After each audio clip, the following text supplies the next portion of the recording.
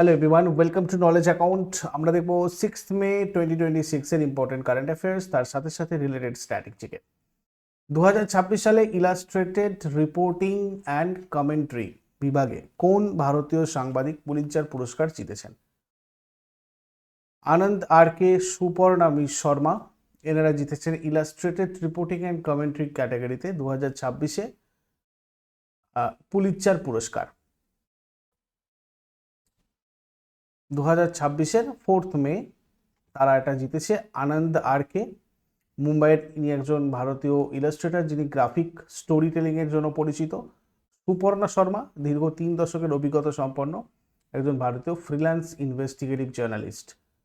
Natalie Obiko Pearson, ইনি ব্লুমবার্গের সাংবাদিক পেয়েছেন। দেখো, পুরস্কার প্রাপ্তদের কাজ হচ্ছে ট্র্যাপড, তাদের বিজয়ী প্রজেক্টটার নাম হচ্ছে ট্র্যাপড, যেটা ব্লুমবার্গে প্রকাশিত হয়েছিল। এটা ভারতে ক্রমবর্ধমান ডিজিটাল অ্যারেস্ট স্ক্যাম বা জালিয়াতির উপর একটা ভিজুয়াল ইনভেস্টিগেশন। এই প্রজেক্টটাতে একজন নিউরোলজিস্টের সত্য ঘটনা তুলে ধরা হয়েছে, যাকে ফোনের মাধ্যমে ডিজিটাল অ্যারেস্ট বা ভার্চুয়াল নজরদারিতে রেখে প্রতারণা করা হয়েছিল। এটা মূলত অনলাইন ফ্রড, নজরদারি এবং স্ক্যাম নেটওয়ার্কের ভয়াবহতাকে ফুটিয়ে তুলেছে। পুলিৎজার পুরস্কারকে সাংবাদিকতা ক্ষেত্রে আমেরিকার সবচেয়ে মর্যাদাপূর্ণ সম্মান হিসেবে বিবেচনা করা হয়। এই পুরস্কারটা 1917 সালে চালু হয়েছিল, যেটা কলম্বিয়া বিশ্ববিদ্যালয় এবং পুলিৎজার পুরস্কার বোর্ড দ্বারা পরিচালিত হয়। পুলিৎজার পুরস্কার বোর্ড কলম্বিয়া বিশ্ববিদ্যালয় কর্তৃক নিযুক্ত বিচারকদের নিয়ে গঠিত। এই পুরস্কারটা নামকরণ করা হয়েছে প্রখ্যাত সংবাদপত্র প্রকাশক জোসেফ পুলিৎজারের সম্মানে, যিনি তার উইলে কলম্বিয়া বিশ্ববিদ্যালয় স্কুল অব জার্নালিজম প্রতিষ্ঠা এবং পুলিৎজার পুরস্কার প্রবর্তনের জন্য তহবিল দান করেছিলেন। প্রত্যেক পুরস্কার বিজয়ী একটি সনদপত্র ও $15,000 পুরস্কার অর্থ লাভ করেন এবং জনসেবা বিভাগের পুরস্কার বিজয়ী একটা স্বর্ণপদক পান।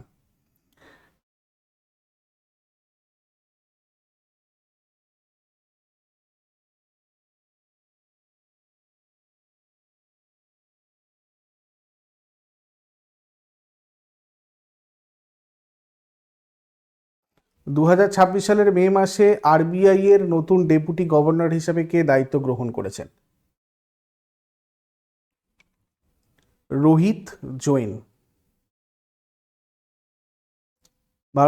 ভারত সরকার রোহিত জৈনকে 3 বছরের মেয়াদের জন্য ভারতীয় রিজার্ভ ব্যাংকের ডেপুটি গভর্নর হিসেবে নিযুক্ত করেছে।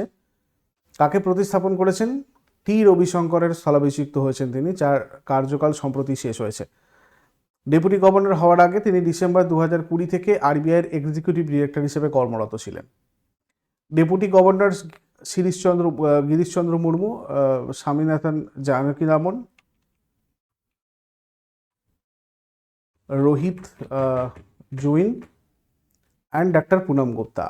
আরবিআই ব্যাংক অফ ইন্ডিয়া, আমাদের যেটা রিজার্ভ ব্যাংক অফ ইন্ডিয়া, এর হেডকোয়ার্টার রয়েছে মুম্বাইয়ে। গভর্নর সঞ্জয় মালহোত্রা রয়েছেন, আর ইনি হচ্ছেন আমাদের রিজার্ভ ব্যাংকের 26তম গভর্নর। ভারতের কেন্দ্রীয় ব্যাংক ভারতীয় রিজার্ভ ব্যাংক, এটাকে ব্যাংকার্স ব্যাংক বলা হয়। স্থাপিত হয়েছিল হিল্টন ইয়াং কমিশনের সুপারিশে। 1926 সালে এই কমিশন রিপোর্ট জমা দিলেও এটা প্রতিষ্ঠিত হয়েছিল 1935-এ। ডক্টর বি আর আম্বেদকর তার the problem of the rupee, it's origin and it's solution বইটাতে আরবিআইয়ের ধারণা দিয়েছিলেন। 1934-এর ভারতীয় রিজার্ভ ব্যাংক আইন অনুসারে 1935 সালের 1 এপ্রিল আরবিআই প্রতিষ্ঠিত হয়। এর সদর দপ্তর মুম্বাইয়ে রয়েছে, মহারাষ্ট্রে। রিজার্ভ ব্যাংকের সদর দপ্তর প্রথমে কলকাতাতে ছিল, তারপর 1937-এ এটাকে মুম্বাইতে স্থানান্তরিত করা হয়। এটা প্রতিষ্ঠিত হয়েছিল 1935-এর 1 এপ্রিল। সদর দপ্তর মুম্বাইয়ে রয়েছে। প্রথম গভর্নর অসবর্ন স্মিথ, প্রথম ভারতীয় গভর্নর সিডি দেশমুখ, প্রথম মহিলা ডেপুটি গভর্নর কেজে উদেশি, সবচেয়ে বেশি দিনের জন্য গভর্নর ছিলেন বেনেগাল রামারাও, সবচেয়ে কম দিনের গভর্নর ছিলেন অমিতাভ ঘোষ, মাত্র 20 দিন। আরবিআই জাতীয়করণ করা হয় 1949 খ্রিস্টাব্দের 1 জানুয়ারি।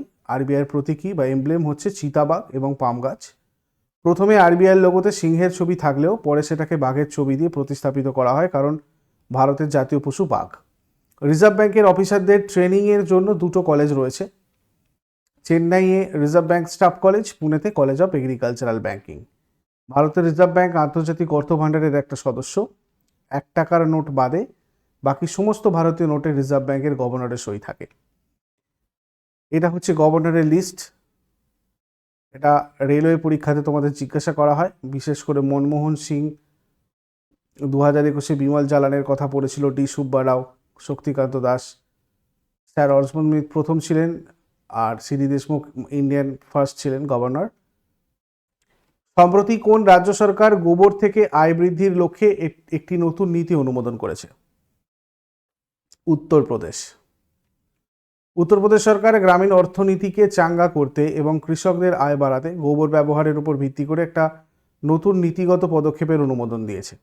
এই উদ্যোগটা মূলত গোশালা, জৈব সার উৎপাদন এবং গ্রামীণ জীবিকা নির্বাহের কার্যক্রমের সাথে যুক্ত। এবার ভারতের প্রথম এবং একমাত্র মুক্তা চাষ ক্লাস্টার হিসেবে কোন জেলাকে চিহ্নিত করা হয়েছে? হাজারিবাগ, ঝাড়খণ্ডের হাজারিবাগ। ভারত সরকার আনুষ্ঠানিকভাবে হাজারিবাগ জেলাকে দেশের একমাত্র মুক্তা চাষ ক্লাস্টার হিসেবে চিহ্নিত করেছে। এই অঞ্চলের অনুকূল জলজ উৎস এবং জলজ চাষের বিপুল সম্ভাবনার ভিত্তিতেই সিদ্ধান্ত নেওয়া হয়েছে। এই প্রকল্পে মহিলাদের অংশগ্রহণের উপর বিশেষ গুরুত্ব দেওয়া হয়েছে, যাতে তাদের স্বনির্ভর আর আর্থিকভাবে লাভবান করা যায়।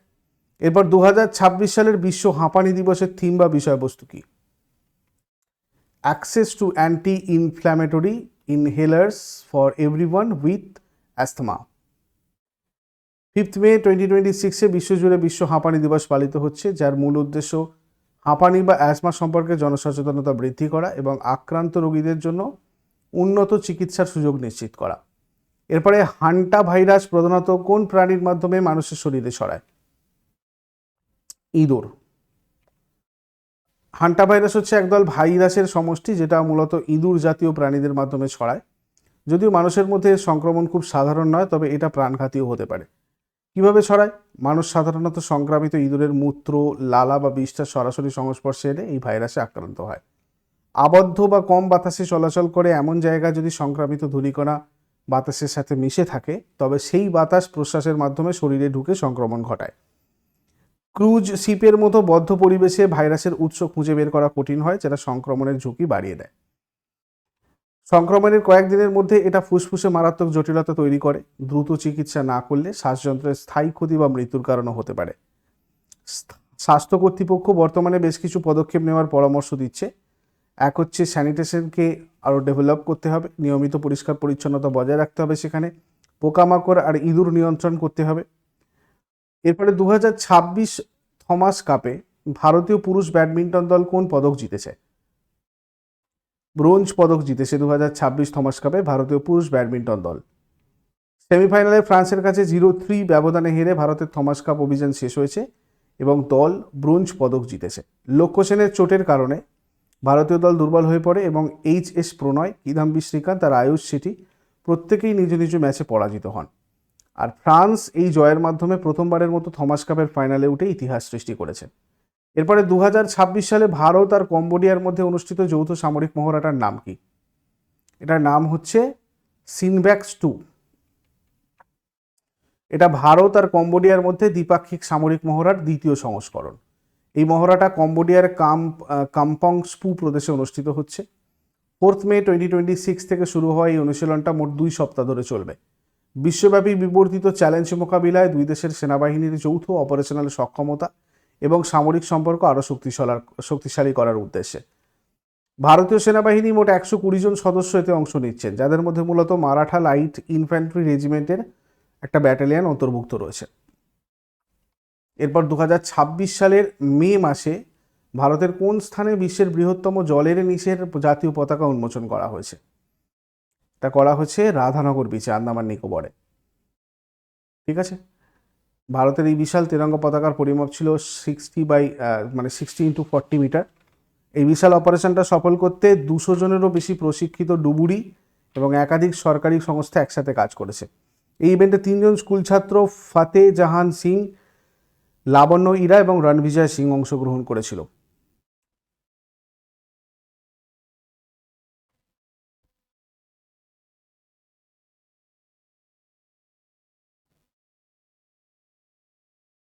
ভারত কোন দক্ষিণ পূর্ব এশীয় দেশের সাথে সম্প্রতি ব্রাহ্মোস মিসাইল বিক্রির আলোচনা শুরু করেছে? ভিয়েতনাম। এটা ভারতের ডিআরডিও এবং রাশিয়ার এনপিও মেশিনস্ট্রয়নিয়ার একটা যৌথ প্রকল্প। ভারতের ব্রহ্মপুত্র আর রাশিয়ার মস্কোভা নদীর নামানুসারে এটার নাম রাখা হয়েছে ব্রাহ্মোস। একটা টু স্টেজের সুপারসনিক ক্রুজ মিসাইল স্থলভাগ, সমুদ্র, আকাশ এবং সাবমেরিন যে কোনো প্ল্যাটফর্ম থেকে উৎক্ষেপণ করা যায়। এই শব্দের গতির চেয়েও দ্রুত, সুপারসনিক স্পিডে চলে। ভিয়েতনাম দক্ষিণ পূর্ব এশিয়ার ইন্দোচীন উপদ্বীপের পূর্ব উপকূলে অবস্থিত একটা দ্রুত বর্ধনশীল অর্থনীতির দেশ। এর রাজধানী হ্যানয় এবং বৃহত্তম শহর হোচিমিন সিটি। প্রধানমন্ত্রী লে মিন হং।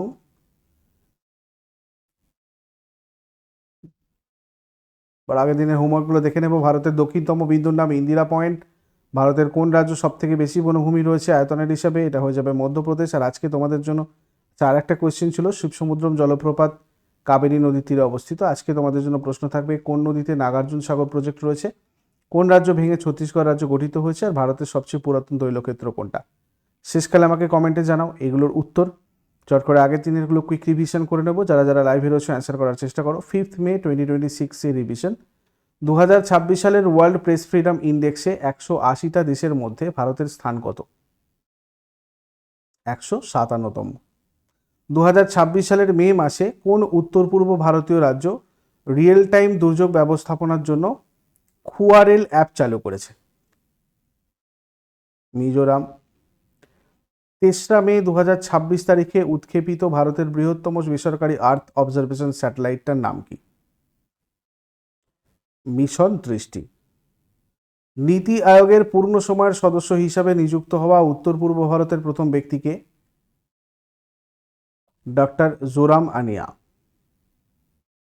2026 সালে এশীয় উন্নয়ন ব্যাংক, এশিয়ান ডেভেলপমেন্ট ব্যাংকের 59তম বার্ষিক সভা কোথায় অনুষ্ঠিত হয়েছে? উজবেকিস্তানের সমরকন্দে। 2026 সালে ভারতের স্বাস্থ্য প্রতিষ্ঠানগুলোতে কোন সময়কালকে অগ্নি নিরাপত্তা সপ্তাহ হিসাবে পালন করা হচ্ছে? 4th মে টু 10th মে। ভারতের প্রথম এআই চালিত অরবিটাল ডেটা সেন্টার স্যাটেলাইটটার নাম কি? পাথফাইন্ডার। 2026 সালের এপ্রিলে প্রকাশিত রিপোর্ট অনুযায়ী 2021 থেকে 23 সময়কালে ভারতের জন্মকালীন লিঙ্গ অনুপাত কত? 917। 2025 সালের আইসিএআর সিএমএফআরআই রিপোর্ট অনুযায়ী সামুদ্রিক মৎস্য উৎপাদনে ভারতের শীর্ষ রাজ্য কোনটা? তামিলনাড়ু। 2026 সালের মে মাসে ভারতের কোন রাজ্য প্রথম সম্পূর্ণ কাগজবিহীন বিচার বিভাগ হিসাবে আত্মপ্রকাশ করেছে? সিকিম। 2026 সালের মে মাসে প্রতিরক্ষা মন্ত্রকের সচিব হিসেবে কে দায়িত্ব গ্রহণ করেছেন? বিশ্বজিৎ সহায়। কত তারিখে ভারত সরকার শিশুদের ডায়াবেটিস সংক্রান্ত প্রথম গাইডেন্স ডকুমেন্ট প্রকাশ করেছে? 3রা মে 2026। এইগুলো ছিল আগের দিনের কোয়েশ্চেন্স। ইউজফুল বলে মনে হলে অবশ্যই লাইক করো, বন্ধুদের সাথে শেয়ার করো, কমেন্ট করে তোমার ফিডব্যাক জানাও। আর প্রতিদিন সকাল 6টার সময় ডেলি কারেন্ট অ্যাফেয়ার্স আপডেটের জন্য নলেজ অ্যাকাউন্টকে সাবস্ক্রাইব করে বেল আইকন প্রেস করে অলে ক্লিক করে রাখো। Thank you so much, take care, have a great day.